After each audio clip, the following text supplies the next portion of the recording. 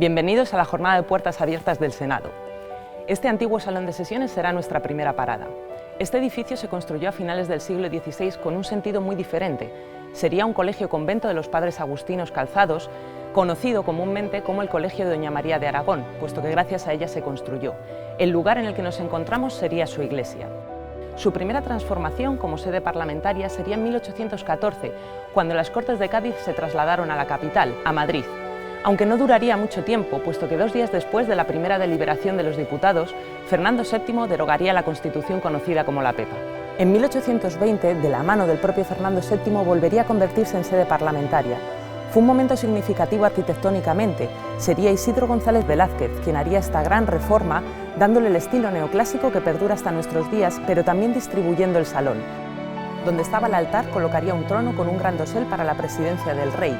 En el cuerpo de la iglesia colocaría 3 bancos corridos enfrentados unos a otros al estilo anglosajón y, aprovechando el espacio del coro, crearía la tribuna pública. También aprovechó los espacios de las capillas laterales para crear las tribunas de honor. El Senado cuenta con una obra pictórica de Luis López y Piquer, La coronación de don Manuel Quintana, en la que se puede ver con precisión ese salón a mediados del siglo XIX. Destacar algunas diferencias. Para que no quedase anodino, crearían 6 estatuas, 4 de ellas representarían virtudes y 2 de ellas alegorías, a la soberanía y a la Constitución. En 1834, tras la firma del Estatuto Real por parte de la reina regente doña María Cristina de Borbón dos Sicilias, volvería a haber parlamento, un parlamento por primera vez bicameral, estamento de procuradores para lo que conocemos como el Congreso de los Diputados y estamento de próceres para lo que conocemos como el Senado. Este edificio parlamentario histórico acogería el estamento de próceres, una cámara muy diferente a la actual, puesto que todos los senadores eran de designación real y el rey elegía entre la alta sociedad, nobles, militares, altos cargos del clero o grandes terratenientes. Se llevaron a cabo actos significativos como la jura de la Constitución de 1837 de la reina Isabel II o el acto de apertura de las Cortes Generales durante la regencia de doña María Cristina en 1898. Estas Cortes bicamerales estarían vigentes hasta la dictadura del general Primo de Rivera en 1923. La historia de este país ha tenido numerosas circunstancias y en todas ellas este edificio ha estado presente. Cuando llegó la democracia volvería a acoger al Senado, siendo aquí donde se realizaban las sesiones plenarias hasta que en 1991 se inaugurase el hemiciclo. Esta sala ha sufrido reformas y obras de mantenimiento, pero también se ha modernizado tecnológicamente para cumplir sus nuevos destinos. Me gustaría enseñarles cómo se instaló tanto megafonía como votación electrónica. También se instaló telefonía, y una curiosidad es que cuando la telefonía llegó a Madrid, el Senado sería uno de los primeros abonados, existiendo en 1885 solo 49. Este salón, al igual que el resto de las salas que van a visitar, se sigue utilizando. Este, por su empaque y su liturgia, se utiliza para actos parlamentarios significativos, como por ejemplo la sesión constitutiva de la Cámara.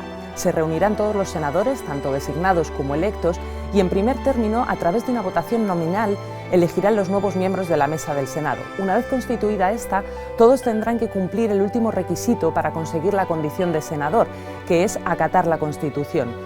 También se utiliza para actos protocolarios. Aquí se reciben a los jefes de Estado de otros países, como sucedió con el jefe de Estado de la República Popular China. Por último, antes de que continúen la visita, quería mostrarles el techo. Es una bóveda encamonada que tiene un trampantojo. Esta es una técnica pictórica que juega con las luces, las sombras y la perspectiva para dar una sensación ilusoria de relieve, puesto que en realidad es un papel pintado y pegado a la bóveda.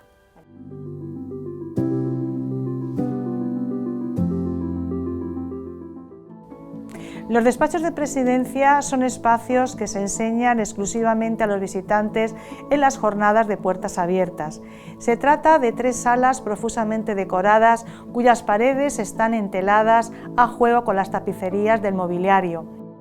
Las salas también presentan una gran colección de pinturas que cultivan el género del retrato. Estamos en la primera sala de los despachos de presidencia. Es el despacho del presidente, que en el siglo XIX fue utilizado por los distintos presidentes de la Cámara como lugar de trabajo. Tiene una colección de pintura, destacamos los 2 retratos del rey Alfonso XIII y de su esposa Victoria Eugenia, ambos posando en una de las salas del Palacio Real, el Salón Carlos III. La obra está firmada por el pintor Luis Menéndez Pidal. El rey luce el uniforme de gran gala de capitán general y la reina va elegantemente vestida, llevando un collar de perlas y el famoso collar de chatones, que eran brillantes que el rey Alfonso le iba regalando a su esposa según fueron teniendo descendencia. Encima del escritorio nos encontramos con una edición facsímil de la Constitución de 1812, Constitución de Cádiz. En su título primero se expresa que la nación española era la reunión de todos los españoles de ambos hemisferios, refiriéndose en este caso a los territorios americanos. En las páginas posteriores se observa las firmas de los constituyentes, muchos venidos de tierras americanas y que contribuyeron junto con los españoles a redactar nuestro primer texto común, nuestro primer texto constitucional. En el despacho de audiencias de la Presidencia se reciben las visitas oficiales de embajadores, presidentes de cámaras parlamentarias y jefes de Estado. Es una sala profusamente decorada. El techo está cubierto con un artesonado de formas geométricas del que cuelga una magnífica lámpara de cristal y de bronce dorado. Si comparamos esta sala con un cuadro pintado por Asterio Mañanós, pintor y conservador de la pintura del Senado, cuadro pintado en 1915, podemos comprobar que prácticamente se mantiene la misma decoración que la que estamos ahora mismo observando.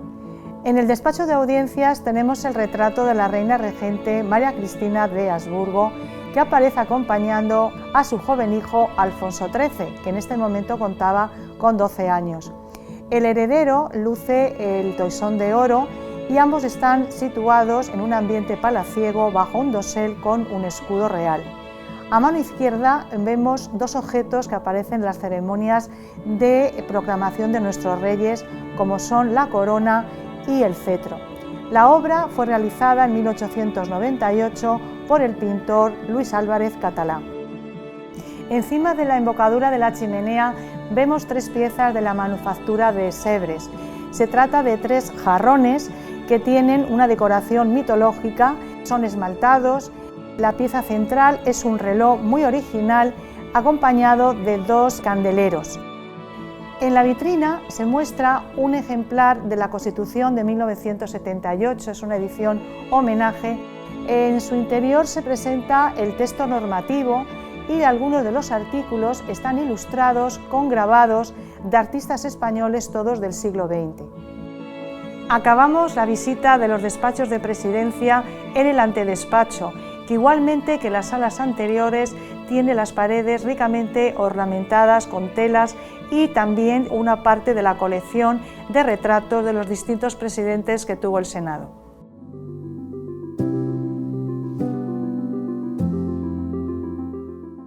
Nos encontramos en el Salón de Conferencias del Senado, una sala que en la actualidad también se la conoce con el nombre de Salón de Pasos Perdidos. Siendo presidente de esta Cámara, el marqués Manuel García Barzanayana, se llevaron a cabo numerosas reformas en el palacio debido al estado ruinoso en el que se encontraba el edificio justo al comienzo de la restauración borbónica. Dentro de aquellas obras, el arquitecto del Senado, Agustín Ortiz de Villajos, cubrió uno de los dos patios interiores que tuvo el antiguo convento Doña María de Aragón, dando por tanto lugar a este salón de conferencias de estilo neoclásico en el que estamos. La finalidad para la que se construyó esta sala era servir de espacio donde los senadores pudiesen venir en sus ratos libres de descanso y conversar entre ellos de manera relajada, distendida, sobre asuntos de la actividad parlamentaria o incluso formar sus propias tertulias.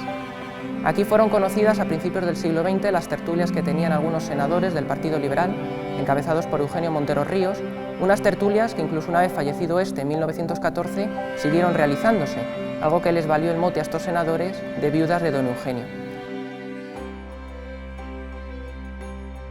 La decoración del salón sigue el proyecto de ornamentación que diseñase el marqués de Barzanayana, mediante el cual quería dignificar la Cámara con obras que representasen los grandes sucesos y personajes de la historia de España. A tal fin eligió a nivel escultórico las figuras del cardenal Cisneros, de Cristóbal Colón, de Hernán Cortés y de don Juan de Austria. A nivel pictórico, para representar los orígenes de España, se escogió el tema de la conversión de Recaredo, un cuadro encargado al pintor Antonio Muñoz de Grain, una obra en la que se puede ver a Recaredo I, rey visigodo, en el momento en el que en el año 587 abjura de la herejía arriana y se convierte al catolicismo.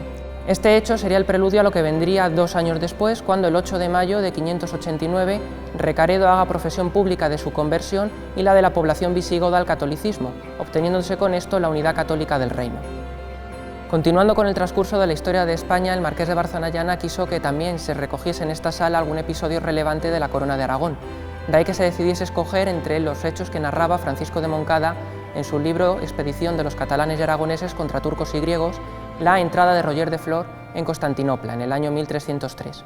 En la obra, encargada al pintor malagueño José Moreno Carbonero, se puede ver a Roger de Flor entrando en Constantinopla con un ejército de almogávares, la conocida como Gran Compañía, eran mercenarios de los ejércitos de la Corona de Aragón.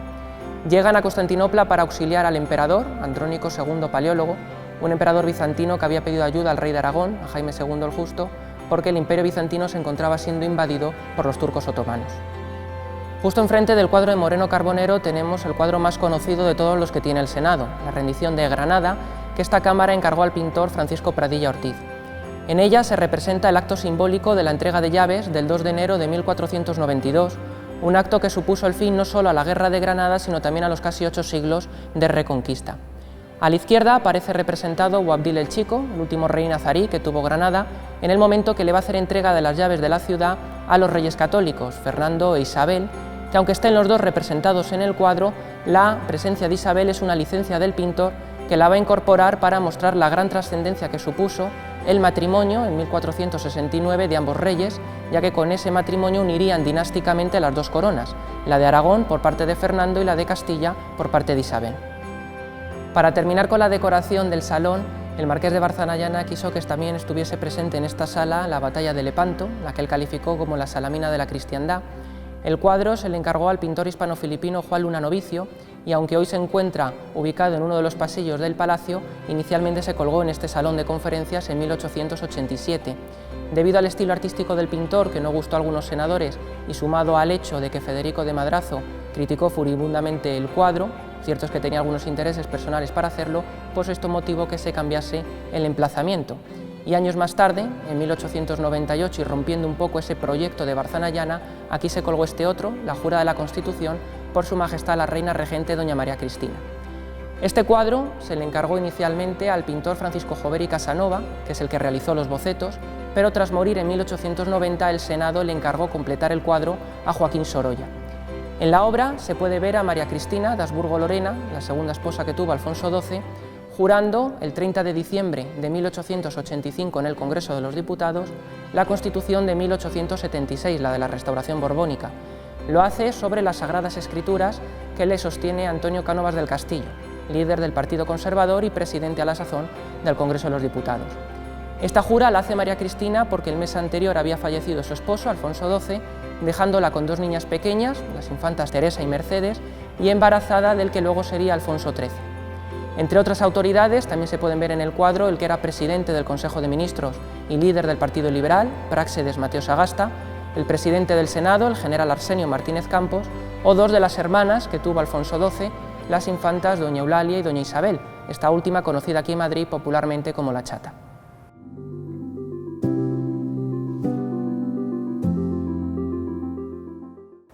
Nos encontramos en las puertas de la Sala Manuel Jiménez Abad, que toma este nombre en honor al senador asesinado por ETA en el año 2001.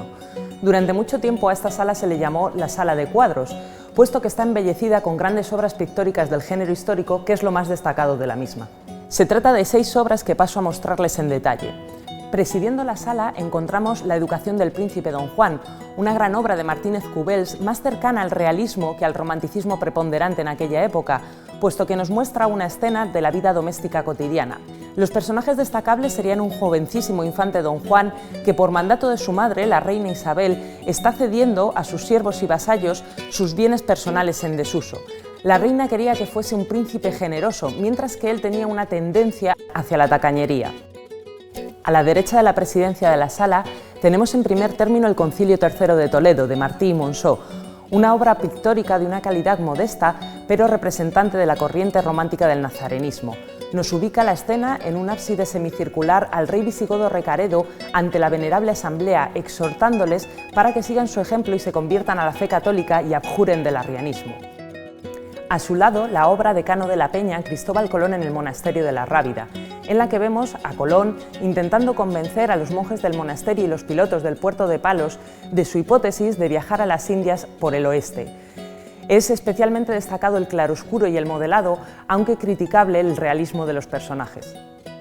En la pared de la izquierda vemos en primer término la jura de Alfonso VI en Santa Gadea, de Iralde Zacosta, una obra basada en ese momento en el que Rodrigo Díaz de Vivar, el Cid, interpela al rey diciéndole: «¿Juráis, Alfonso, no haber tenido participación ni aun remota en la muerte de vuestro hermano, el rey Sancho?», ante lo cual el rey contesta: «Lo juro».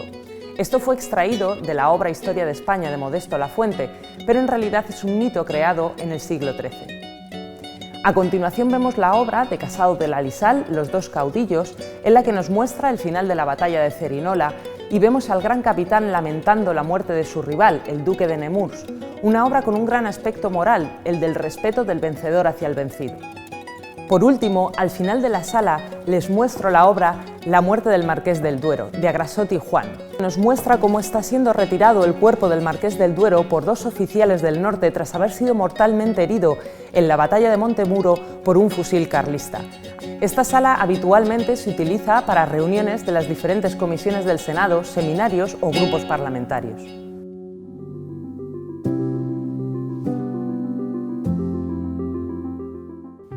Esta es la sala Manuel Broseta Pont, una sala que desde finales del siglo XIX se ha venido utilizando también por parte de los senadores para celebrar sus reuniones, comisiones, ponencias, etc. El origen de la sala, tal y como la tenemos concebida en la actualidad, data de 1881. En ese año, la Comisión de Gobierno Interior le encargó al arquitecto del Senado, Agustín Ortiz de Villajos, remodelar esta estancia, puesto que hasta ese momento se había venido utilizando como una dependencia más de la biblioteca y querían transformarla en una sala para reuniones.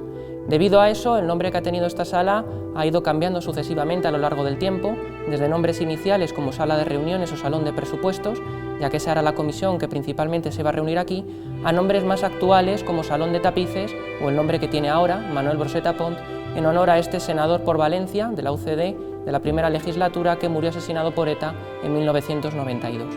Esta es una de las salas que más llama la atención en el Senado por su decoración. En primer lugar, por el artesonado que hay en el techo, un artesonado de madera que evoca el estilo mudéjar diseñado por Ortiz de Villajos, y en segundo lugar por las imitaciones de tapices que decoran las paredes. Se trata de pinturas realizadas sobre un tejido hecho con urdimbre de algodón y ligamento gros de Tours, que es un tipo de ligamento derivado del tafetán, y que el Senado adquirió en agosto de 1881 por 7.500 pesetas al pintor Luis de Llanos Quits. En estas pinturas, Luis de Llanos reproduce fragmentos correspondientes a la colección de tapices que en el siglo XVI realizase el pintor flamenco Vermeyen, con motivo de la conquista de Túnez por Carlos I en 1535. Concretamente en la sala tenemos fragmentos correspondientes a 6 de los 12 tapices de esta colección.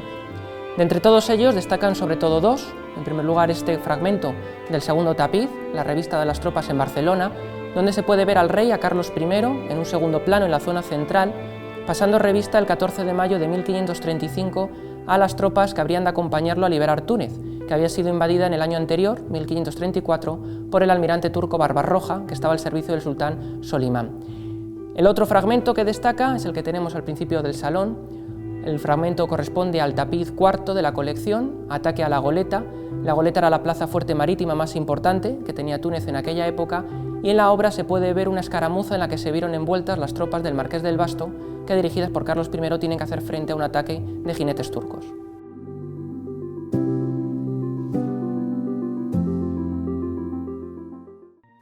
Estamos en la sala de la Biblioteca del Senado, la sala de lectura.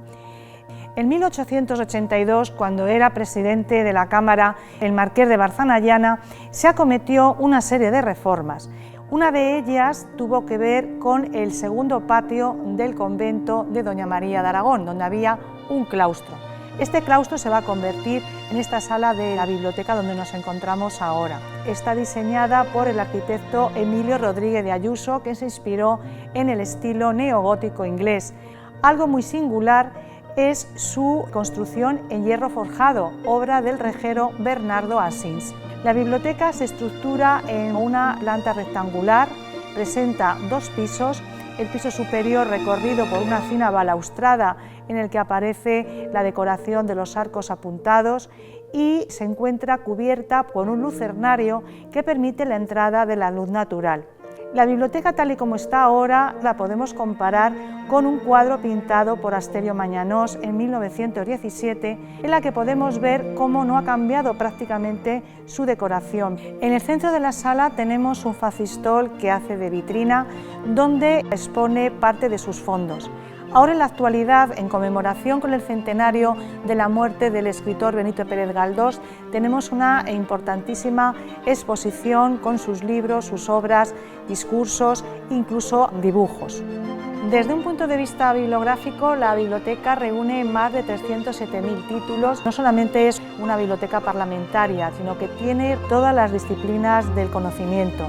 El fondo histórico, que abarca el periodo de 1834 a 1923, podemos destacar los libros que fueron incautados de la colección privada del infante don Carlos María Isidro, hermano de Fernando VII. Por ejemplo, de los 10 incunables que tiene la biblioteca, 9 pertenecen al infante. Otras procedencias vienen de la casa de Osuna Infantado, de Fernández de los Ríos o del general Gómez de Arteche. Según los entendidos, es muy valiosa para poder reconstruir la historia de la Guerra de la Independencia. Del siglo XVII, la biblioteca cuenta con grandes obras de cartografía de autores holandeses. Por ejemplo, el Atlas de Bleu, que es de 1635, o también el Atlas de Jansonius de 1653. El siglo XVIII está representado por la primera edición de la Enciclopedia Francesa de Diderot y d'Alembert. En cartografía española destacamos el Atlas de la Península Ibérica y de los territorios españoles de ultramar, obra de Tomás López. El siglo XIX podemos hablar de libros parlamentarios, por ejemplo los diarios de sesiones, que recogen todas las intervenciones de los parlamentarios en un periodo que abarca desde 1810 a 1939. También tenemos la Gaceta de Madrid, que se considera el origen del Boletín Oficial del Estado. Tiene también una colección de revistas, es hemeroteca, puesto que también guarda periódicos. La biblioteca está abierta a la investigación y también a los estudiantes universitarios.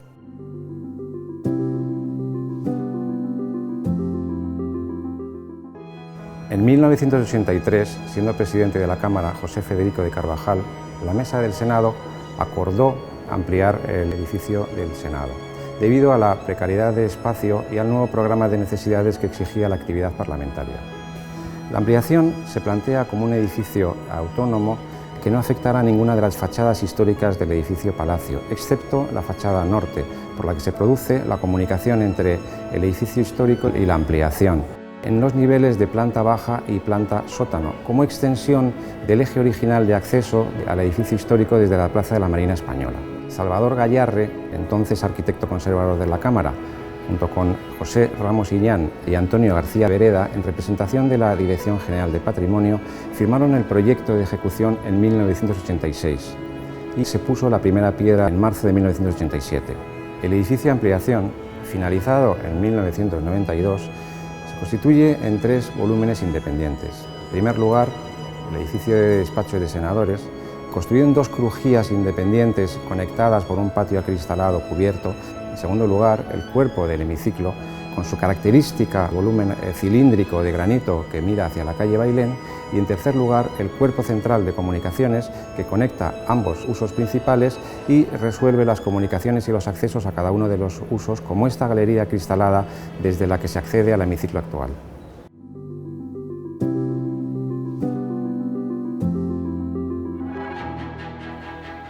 Para terminar, vamos a ver el actual salón de sesiones, una sala que también se la conoce como hemiciclo. El nombre se le da por el tipo de estructura que tiene. Se puede ver que es una sala semicircular con los asientos colocados en grada. Este tipo de configuración de donde se copia es del Parlamento francés. En Francia, tanto la Asamblea Nacional como el Senado tienen ambas cámaras un hemiciclo. Aquí se puede observar que existen 2 tipos de color para los escaños o asientos. Los de la primera fila de color azul para los miembros del Gobierno, presidente y ministros, y el resto de escaños de color rojo para los senadores. Con esto lo que se hace es separar visualmente, por un lado al Poder Ejecutivo y por otro al Legislativo, como 2 poderes independientes. En la primera fila, el asiento del presidente del Gobierno va a variar entre la izquierda y la derecha en función al partido político al que éste pertenezca. Así, por ejemplo, cuando en España ha gobernado el Partido Socialista, el asiento del presidente es justo este, en el lado de la izquierda, y cuando ha gobernado el Partido Popular, el asiento del presidente está en el lado simétrico, a la derecha. A continuación de él se sentaría el vicepresidente o vicepresidentes y a continuación de estos los ministros, sentados siempre por orden a la antigüedad de creación de su ministerio. En el caso de los senadores se sientan en el hemiciclo por grupos parlamentarios. En la parte alta del hemiciclo hay unas tribunas de público, puesto que las sesiones plenarias del Senado son abiertas. Cualquier ciudadano que quiera puede venir a escuchar el debate. Estas sesiones plenarias son de martes a jueves en semanas alternas. Los martes se inician con el control a la acción del Gobierno, de tal modo que vienen los miembros del Gobierno que han sido interpelados o que tienen que responder a las preguntas de los senadores y las senadoras. Los miércoles se llevan a cabo otros asuntos, como la tramitación de los proyectos o proposiciones de ley o las mociones y un largo etcétera. Las pantallas que pueden observar se utilizan para plasmar el orden del día, las votaciones electrónicas y sus resultados o las preguntas que se dirigen a los miembros del Gobierno. En la mesa se sientan las taquígrafas y estenotipistas que van anotando todo lo que ocurre en la sesión plenaria. Toda esa información luego la recogen en el diario de sesiones. En la parte superior de la tribuna, la parte de arriba, se sientan los miembros de la mesa. La mesa es el órgano rector que trata tanto los asuntos administrativos como de carácter administrativo del Senado, tratando de temas de gobierno interior. La mesa del Senado está formada por 7 senadores y senadoras que son elegidos en la sesión constitutiva. En el centro se sienta la presidencia, a los lados las 2 vicepresidencias y luego se reparten las 4 secretarías. Las funciones de la mesa están recogidas en el reglamento del Senado y son, por ejemplo, la calificación de los escritos, la fijación del calendario de sesiones plenarias y oída a la Junta de Portavoces y a la Presidencia se aprueba el orden del día. Y la mesa también representa al Senado en todos los actos institucionales y protocolarios.